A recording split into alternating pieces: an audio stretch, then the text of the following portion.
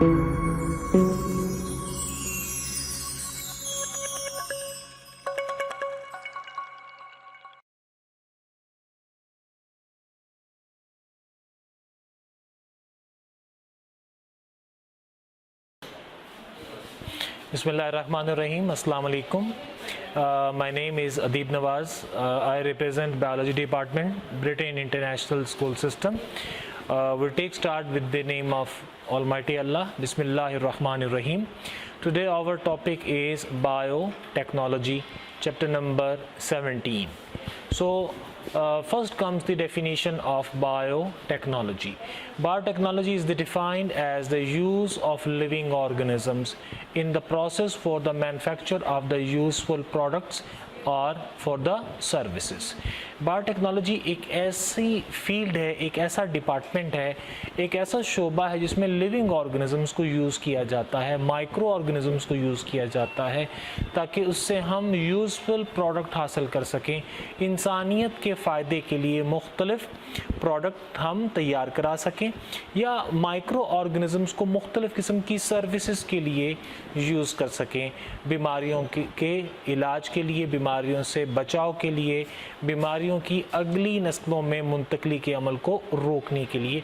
So these are the few services which can be obtained with the help of biotechnology.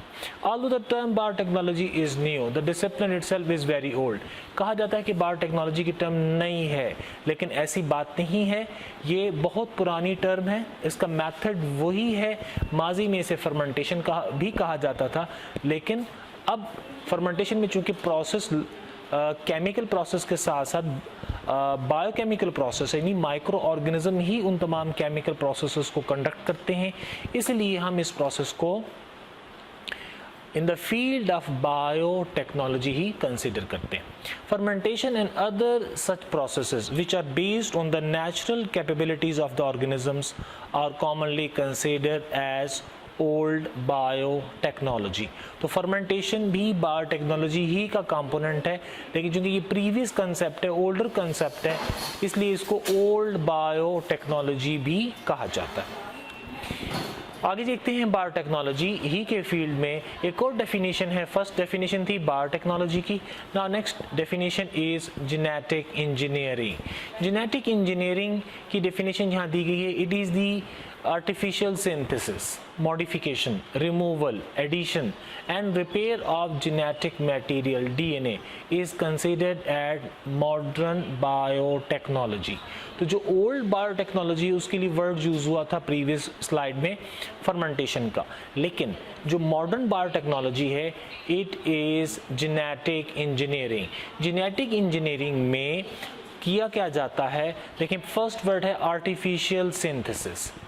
Artificial synthesis यानी मसनूई तरीके से lab में तैयार किया जाता है डीएनए को। नंबर 2, मॉडिफाई किया जाता है डीएनए को, डीएनए मटेरियल को, जेनेटिक मटेरियल को उसे बेहतर बनाया जाता है, उसे पहले से चेंज करके उसको बेहतर बनाते हैं, उसे इम्प्रूव करते हैं, रिमूव भी करते हैं।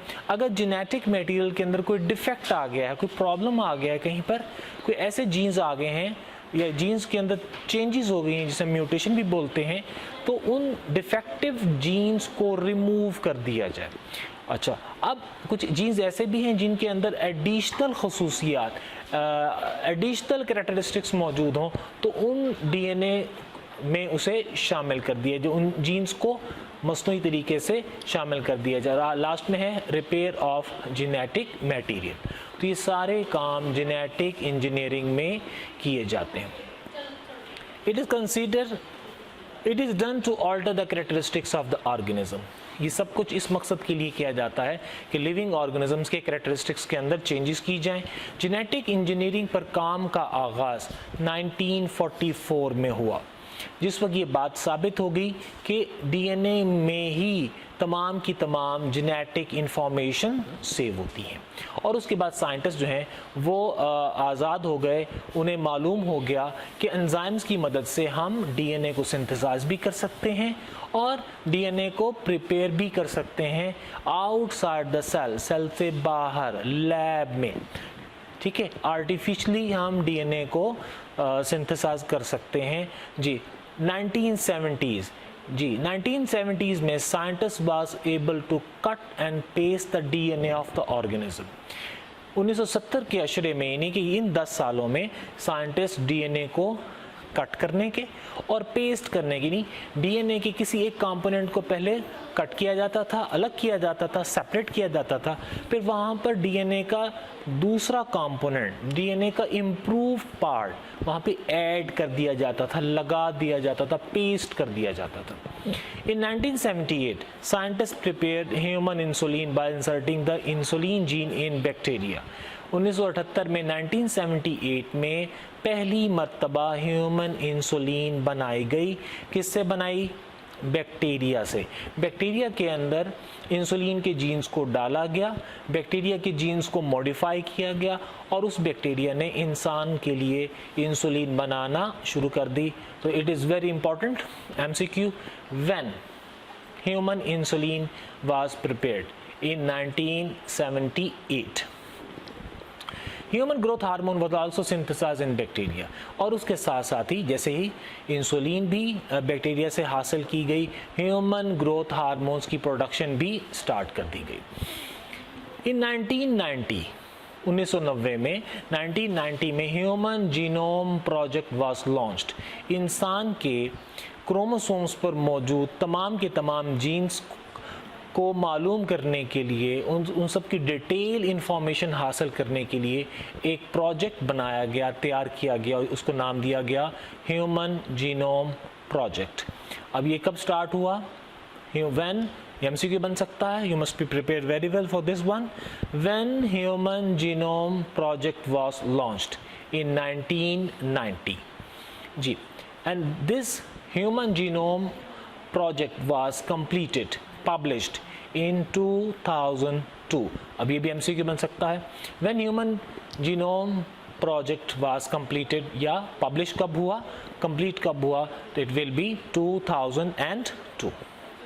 So next come, it is a very important long question, scope and the importance of biotechnology. In recent years, the biotechnology is growing as a separate sciences. It has attracted the attention of many intellectuals from the diverse field like agriculture, medicines, microbiology and organic chemistry. ये science की different branches के साथ इसका link establish है। Agriculture में भी अपना role play कर रही है, मेडिसिन में भी, इन बीमारियों के इलाज के लिए भी, एग्रीकल्चर में भी, यानी कि प्लांट्स और एनिमल जिनसे हम फूड हासिल करते हैं उनके जीन्स को मॉडिफाई करके उनको मज़ीद बेहतर से बेहतर भी बनाया जा रहा है। माइक्रोबायोलॉजी यानी माइक्रो ऑर्गेनिजम्स को इस्टेब्लिश किया जा रहा है ताकि वो हमें बेनिफिट दे सकें। और ऑर्गेनिक केमिस्ट्री, बहुत सारे ऑर्गेनिक केमिकल सब्सटेंसेस जो कि लैब में, फैक्ट्री में आर्टिफिशियली तौर पर प्रोड्यूस नहीं किए जा सकते, उन्हें माइक्रो ऑर्गेनिजम्स की मदद से उन्हें तैयार किया जाता है। The scope of biotechnology is so wide that it is difficult to recognize the its limit. इसका स्कोप इस कदर ज़्यादा है, ये इतनी ज़्यादा, इतना इम्पॉर्टेंट है, इसका स्पेक्ट्रम इतना ब्रॉड है कि इसमें साइंसेस की बहुत सारी ब्रांचेस इसके अंदर अप्लाई हो सकती हैं। हम आगे देखते हैं इसमें कौन कौन सी फील्ड जी। The first heading is in this topic is the biotechnology in the field of medicine. Medicine में यानी बीमारियों का इलाज करने के हवाले से बायोटेक्नोलॉजी का क्या रोल है। Biotechnologist synthesise insulin. बायोटेक्नोलॉजिस्ट ने सबसे पहले इंसुलिन प्रिपेयर की जो कि डायबिटिक पेशेंट्स अब यूज़ भी करते हैं। Second is interferon. Interferon is an anti viral protein. Interferon जो है एक एंटी वायरल प्रोटीन है। एंटी मीन मुखालिफ, अपोजिट वायरल। वायरस के अगेंस्ट एक प्रोटीन है which is name is interferon. तो ये इंसुलिन भी और इंटरफेरॉन भी, ये दोनों प्रोटीन हैं। ये बैक्टीरिया से हासिल की गई और इन्हें मार्केट में सप्लाई कर दिया गया। मार्केट में these are available and doctors इनको प्रिस्क्राइब करते हैं और लोग इन्हें डिफरेंट डिजीज़ के ट्रीटमेंट के लिए इनका यूज़ किया जाता है। A large number of vaccines and antibodies and human growth hormones and other medicines have also been produced. इसके साथ साथ insulin number 1, number 2 interferon, number 3 vaccines भी बनाई गई बायोटेक्नोलॉजी की शोबे से एंटीबॉडीज़ भी प्रिपेयर की गई। Number 3, human growth hormone and many other medicines have also been produced in the field of biotechnology। इस यहाँ से आगे देखते हैं various enzymes are being synthesized for the medicinal as well as industrial use। बहुत सारे enzymes prepare किए गए मेडिसिन्स के लिए, यानी बीमारियों के इलाज के लिए भी बहुत से एंजाइम्स प्रिपेयर किए गए, साथ साथ इंडस्ट्रियल यूज़ के लिए भी उन एंजाइम्स को प्रिपेयर किया गया ताकि एंजाइम्स की मदद से हम इंडस्ट्री से, सनत से, फैक्ट्री से हम मुख्तलिफ़ किस्म के सब्सटेंसेस हासिल कर सकें, उनकी प्रोडक्शन का प्रोसेस तेज़ किया जा सके। Gene therapy, treatment through the genes, यानी ऐसी बीमारियां जिनकी बुनियादी वजह जीन्स में डिफेक्ट हो, ठीक है, तो उन डिफेक्टिव जीन्स को बॉडी से रिमूव कर दिया जाए और वहाँ पर हेल्दी जीन को वहाँ पर पेस्ट कर दिया जाए, ऐड कर दिया जाए, तो इसे कहते हैं gene therapy. Treatment through genes, genes की तब्दीली की मदद से अगर बीमारी का इलाज ये भी अब मुमकिन हो गया है। So gene therapy, treatment through genes has become the important in recent year. जी, biotechnology also proved much beneficial in forensic medicine. जी, बायोटेक्नोलॉजी का ताल्लुक जो है वो अब फॉरेंसिक मेडिसिन से भी है, यानी कि डीएनए को स्टडी करके डीएनए की मदद से किसी भी शख्स की शनाख्त, पहचान आसानी से की जा सकती है कि जो क्लोज़ फैमिली मेम्बर्स होंगे उनका डीएनए आपस में बहुत ज़्यादा क्लोजली रिजेंबल करेगा। जो so the study of the DNA helps in the identification of the criminal. और उसके साथ साथ डीएनए की स्टडी के साथ साथ हमने और क्या सीखा, हमने ये भी सीखा कि क्रिमिनल्स की आइडेंटिफिकेशन कैसे की जा सकती है। आगे देखते हैं biotechnology in the field of food and agriculture, the fermented food, the pickles and yoghurts, malted food, powdered milk, a mixture of barley, wheat flour and whole milk, and the various vitamins and the dairy products are produced by using microorganisms। ये तमाम अशिया जो हमारी खुराक का, हमारी food का हिस्सा हैं, इनको बायोटेक्नोलॉजी ही की मदद से इन्हें तैयार किया गया और ये इंसानी इस्तेमाल में है। Wine and beer are produce in the beverage industries. जी, तो मशरूबात की सनत में ये वाइन एंड बियर भी प्रोड्यूस की जाती हैं और फिर इनसे फर्दर नई प्रोडक्ट्स भी बनाई जाती हैं। Biotechnology has also revolutionised research activities in the area of agriculture, transgenic organism. अब ट्रांसजेनिक ऑर्गेनिज्म ऐसे ऑर्गेनिजम्स हैं जिनका जेनेटिक सेटअप जो है वो मॉडिफाई कर दिया गया। जी, यानी ऐसे ऑर्गेनिज्म, ऐसे प्लांट्स जिनके जीन्स को पहले से इम्प्रूव कर दिया गया ताकि उनसे हम डिज़ायरेबल कैरेक्टरिस्टिक्स हासिल कर सकें, यानी वो हमें पैदावार हमें ज़्यादा दें, डिजीज़ के अगेंस्ट वो रेजिस्टेंस इख्तियार कर रहे हों, उनकी पानी की जो ज़रूरियात हों वो कम हो जाएं और फसल पैदावार भी मिकदार के लिहाज से ज़्यादा दे और जल्द वो तैयार हो जाए। तो it will take less time. The transgenic goats, chicken, cows give more food and milk. अब ऐसी सी ट्रांसजेनिक गोट्स, चिकन, काउस भी तैयार कर ली गई हैं जो हमें खुराक और मिल्क मिकदार में ज़्यादा फराहम करती हैं।